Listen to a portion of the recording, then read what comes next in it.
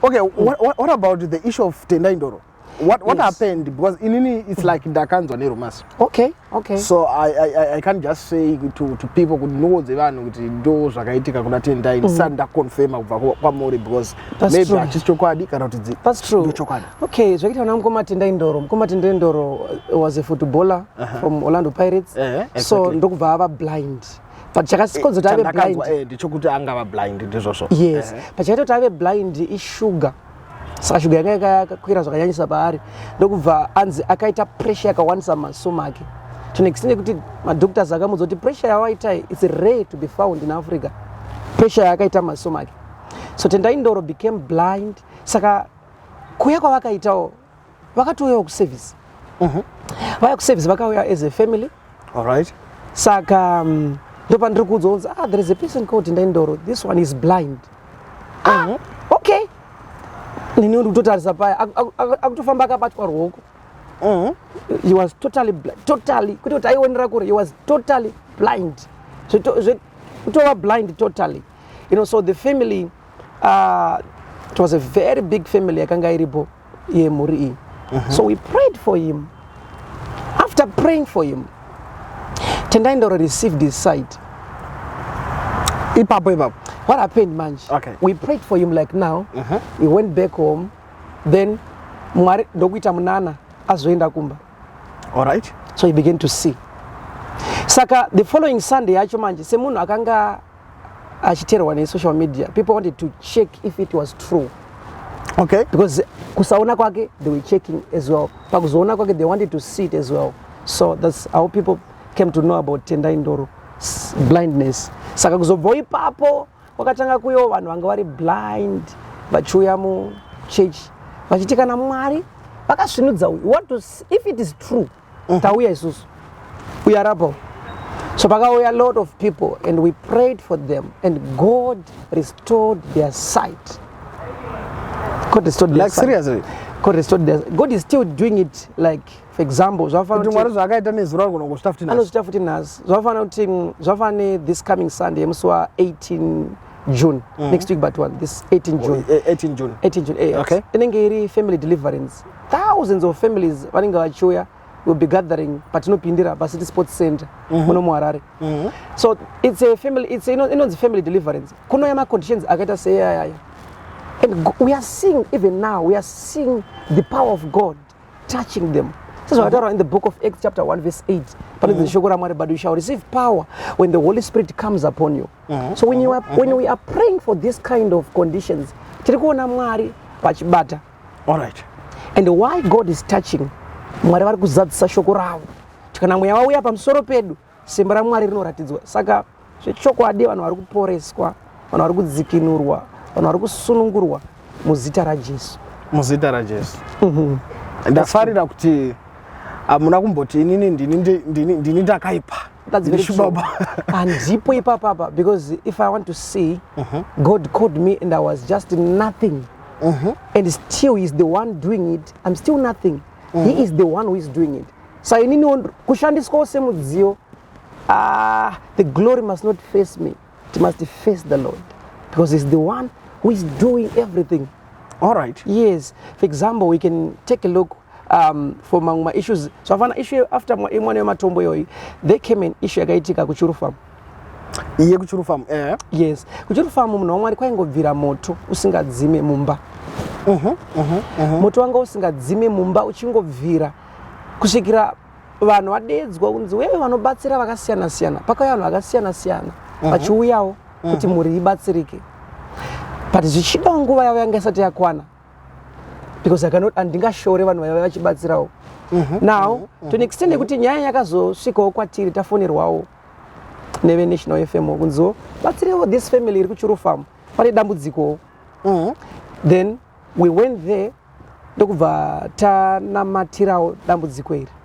Tichionamatira community yechuru farm yakatomboshora kuti kamwana aka kakuzoita sei panapa kari kuzere vanhu vauya panapa vakasiyana siyana kuti zvatowanetsawo zvatonetsa nyamba simba raMwari harisi paumumu, simba raMwari rinenge riri mukati. Saka Mwari sometimes anogara pakazvidzika kuti anozototsvakiridza nyasha dziri mukati ndiye apiwa meso ekuona naMwari.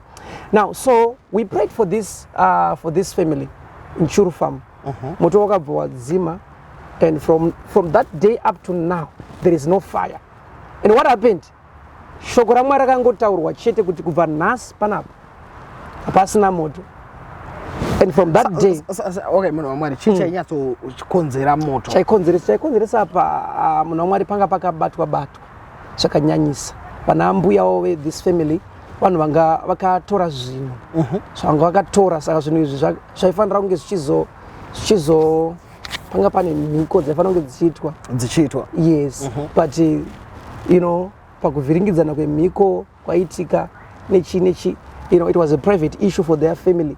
But just in summary ngangoti ndo zvakaitika imhiko dzakabatwa, so mhiko idzi dzakutadza continue.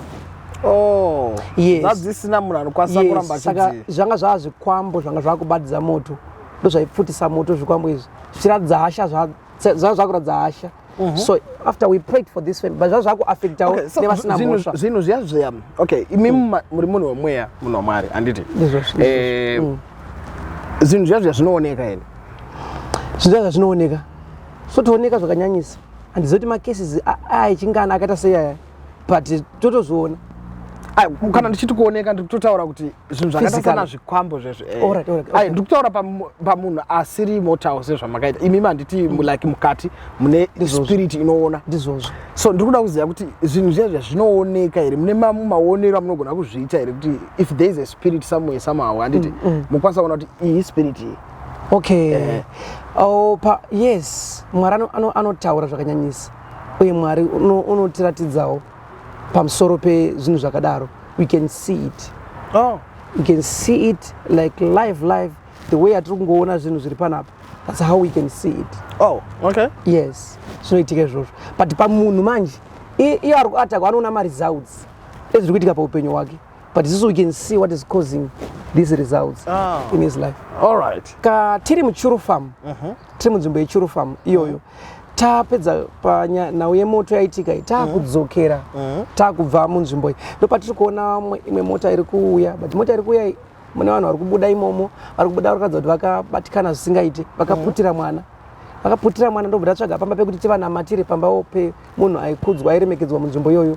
Tasvika chaita kuti mufunge kuenda kupamba munhu panoremekedzwa. Ndakangoona kuti condition iyi icondition iri kuitika mucommunity. Vari kuuya kuna vanhu vari kuteera, you know, I was confused.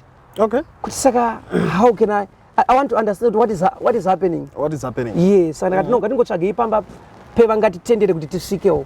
Ndobva tango found somewhere. Now, tiri pamba ipapo, vanhu pavari kuuya vachingoita mwana uyu ashayika kudhara, mwana uyu adai. So the child was dead. Mwana anga ashayika. Icommunity ritotaurawo mwana ashayika, vari kunetserekwa vanhu vanga kuti tiprofeti vemoto.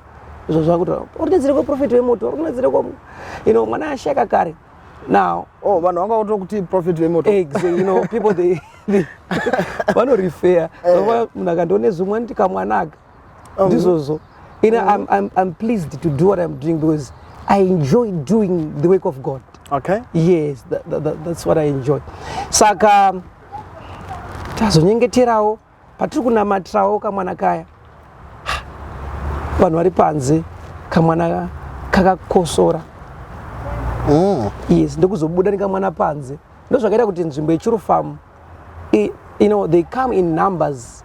Kana vachiuya kuchechi, they come in numbers, in hundreds. Vanobva mucommunity imomo vachitouya kuchechi kubudikidza nezvavakaona Mwari vachiita. So God is doing a lot of things. A lot of stuff. Yes, Mwari ari kuita zvizhinjisa, vanhu vari kusunungurwa, vanhu vari kudzikinurwa. Saka tinotozoronga mazuva akaita sema days a family deliverance. Don't know. Let families come. Like the big Sunday mamuchitaura mamuchitiri musi 18 ndizvo. Musi 18 June, yes. Ndo yamuchitaura, you know, a family deliverance, right? Yes. It's for family deliverance. My families anenge achiuya. So when they come, those families vanouya, dzimwe mhuri dzakarombwa, dzimwe dziri kungofiwa, vamwe havaroorwe, umwe akatanga ichi achina kwachinoenda, umwe ari kushungurudzwa nemweya wetsvina. Now, so they come in as a family. Vamwe vari kunze vanototumira hama dzavo, vamwe vanotovapa foto kuti endai nemafoto edu pazuva rakaita zero riri. Alright. Vouya, so they come in numbers. Vodzikinurwa. Tinowana nguva nemhuri dzakadaro idzodzo. God has got a way how we do it when those families gather. Wow. Aiwa munhu waMwari maita basa nekutipa nhoroondo yakadai. For now it's a goodbye for now. Asi ndokumira kwamzonamatirawo nyika yedu, at least zvinogona kuzotibatsira mukunamatirawo nyika yedu pamuchazoita maprayers enyu mukunamatirawo nyika yedu kuti zvinhu zvedu zvitifambire zvakanaka. Munhu waMwari, thank you so much for your time. Thank you so much. I appreciate it. Welcome. Thank you so much. Thank you. Bye. Naita basa.